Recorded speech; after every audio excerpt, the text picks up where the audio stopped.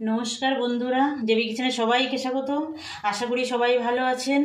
আজ আবার একটা নতুন রেসিপি আপনাদের সঙ্গে শেয়ার করার জন্য চলে আসলাম। আজ বানাবো চিংড়ি আচার বা আচারি চিংড়ি। সেটা বানাতে আমি কি নিয়েছি দেখুন।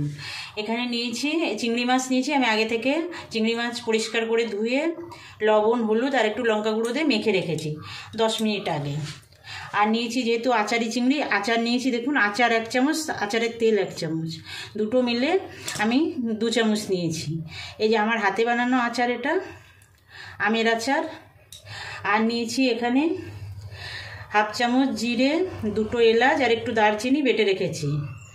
আর সর্ষের তেল নিয়েছি, শুকনো লঙ্কার গুঁড়ো, একটা মাঝারি সাইজের পেঁয়াজ কুচিয়ে রেখেছি, খুব মিহি কুচিয়েছি দেখুন।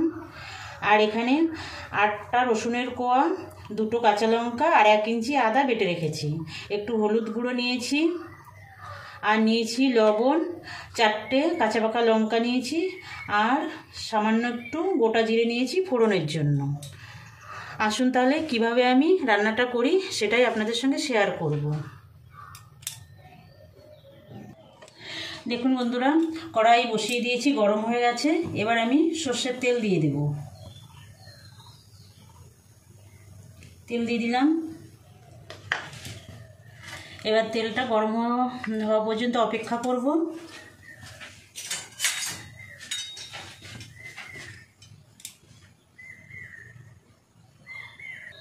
তেল গরম হয়ে গেছে, এবার গোটা জিরেটা ফোড়ন দেব। জিরেটা একটু ভাজা ভাজা করে নেব।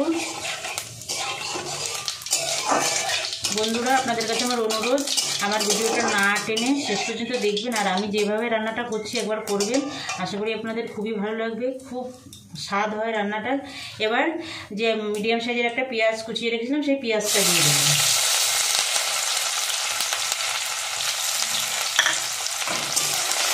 কাঁচা গন্ধ চলে যাওয়া পর্যন্ত আমি একটু এটাকে ভাজা ভাজা করব।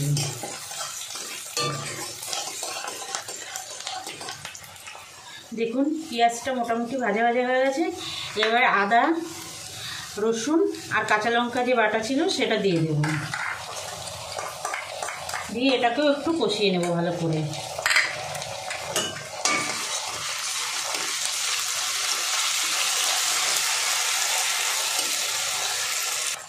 সামান্য একটু হলুদ দেব।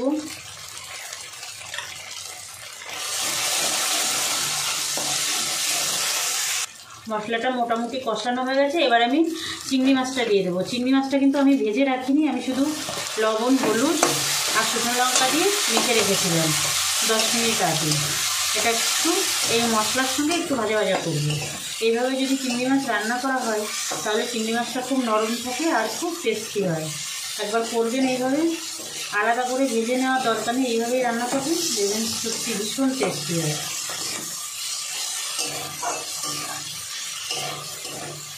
একটু 2 মিনিট এটাকে কষাবো, তারপরে অন্য মশলাগুলো দেবো। দেখুন বন্ধুরা, চিংড়ি মাছটা মশলার সঙ্গে সুন্দর কষানো হয়ে গেছে।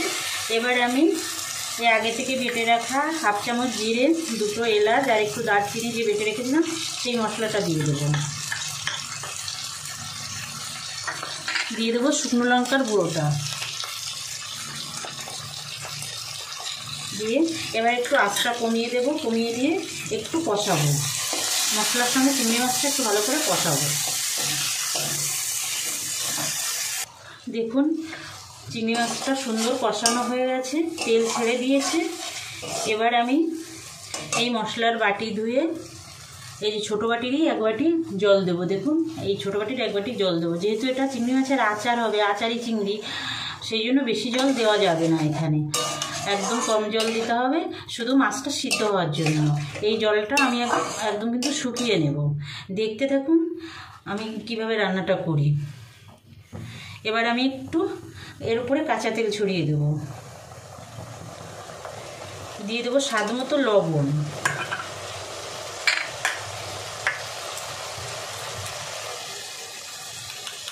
বেশি লবণ দেব না, একদম সামান্যই দেব, কারণ আচারে লবণ আছে, চিংড়ি মাছেও লবণ হলুদ মাখিয়ে রেখেছিলাম, এই জন্য অল্প করে একটু লবণ দেব।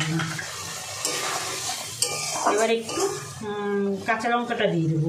এই যে দুটো কাঁচা লঙ্কা আর দুটো পাকা লঙ্কা রেখেছিলাম, সেই দুটোকে এর মধ্যে সামান্য একটু চিড়ে দিয়ে দেবো।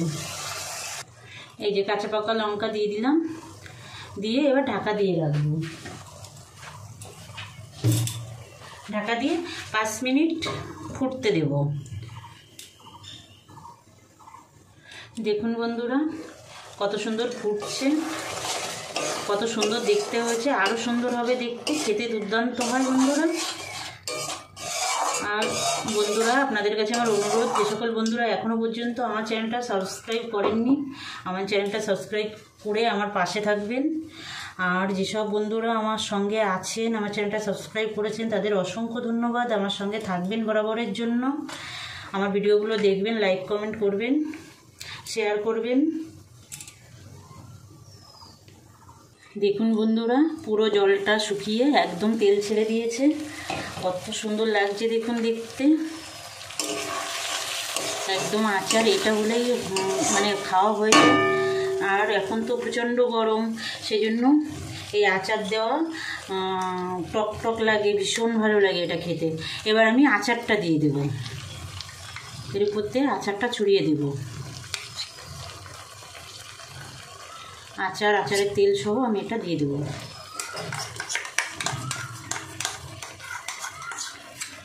পুরোটা আচার দিয়ে দিলাম। এবার আমি একটু মিশিয়ে দেব। একদমই আচার, চিংড়ি মাছের আচারই হয়ে গেছে। আচারি চিংড়ি একদম আচারই হয়ে গেছে দেখুন। এবার আমি ঢাকা দিয়ে রাখবো ঠিক 2 মিনিট। 2 মিনিট পরে ঢাকা খুলবো। 2 মিনিট হয়ে গেছে বন্ধুরা, ঢাকাটা উঁচু করলাম। দেখুন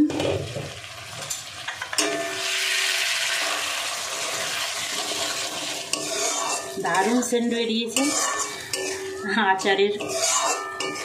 এবার নামিয়ে নেব, গ্যাস অফ করে দেব।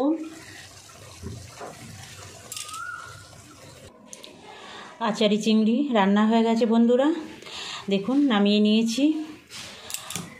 আপনাদের এই রান্নাটা করার অনুরোধ জানিয়ে ভিডিওটা এখানে শেষ করছি। আবার দেখা হবে অন্য কোনো নতুন রান্নায়। নমস্কার।